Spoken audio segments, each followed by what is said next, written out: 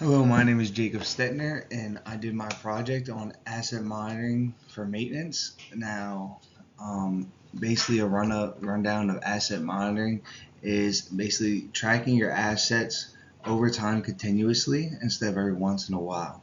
Now, if you track them every once in a while, you won't notice when a big problem comes up, but you may miss all the small problems in between that added up to that big problem. Asset monitoring basically uses digital sensors and equipment. Um, to allow you to continuously track it and notice the small stuff before the small stuff gets big. So it may be a little pricier, but over time it will help you save money on your equipment.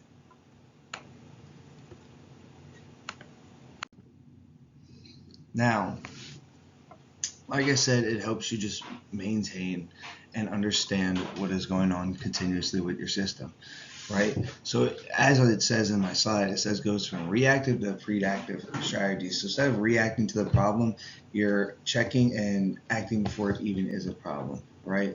And this stops obviously equipment failures, issues, any accidents, which is a big one because you don't want anyone getting hurt, right?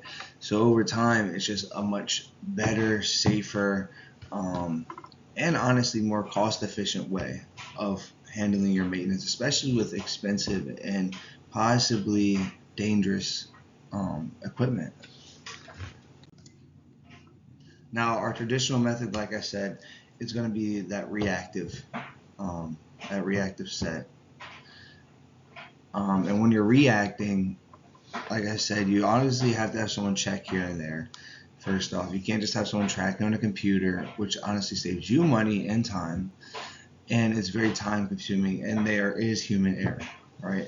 But with real time data, everything is open, everything's in the wide open. There's no way to possibly miss it, and that's why it's such a big step up from what we were doing, and why it's such an important industry right now.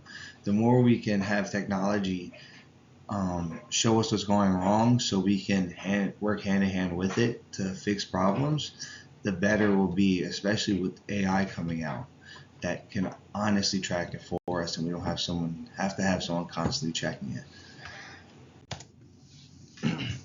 Now, some key technologies used to make this actually happen are going to be your sensors, your heat and pressure gauges, other variables. Usually, as I've seen, there will be a screen on the outside of the equipment that can either be connected to a computer, a separate device somewhere else on the job site, or it can just be sitting right there for people to check over time here and there, whether it's daily, weekly. But either way, no matter what, it does help, right? And it's constantly analyzing. Um,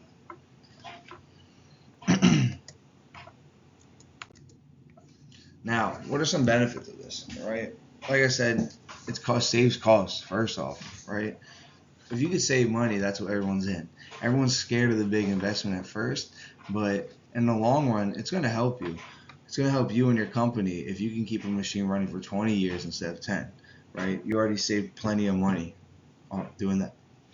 It is a work in progress too, so there is always room for growth with this, and multiple companies are allowing people to constantly update their equipment for a cheaper price once they have it, right? Instead of buying something brand new, you can just update your equipment. And obviously it's safe, right? Last thing you want is anyone getting killed or hurt on a job site. And with maintenance, turnarounds, things like this, right? This will minimize that risk and make it easier to work on the equipment. So all in all, asset monitoring is a very crucial component, right? It's cost effective, reliable, and safe, and the predictive monitoring will always be something we integrate once it picks up more. Thank you. This is my presentation, and you have a great day.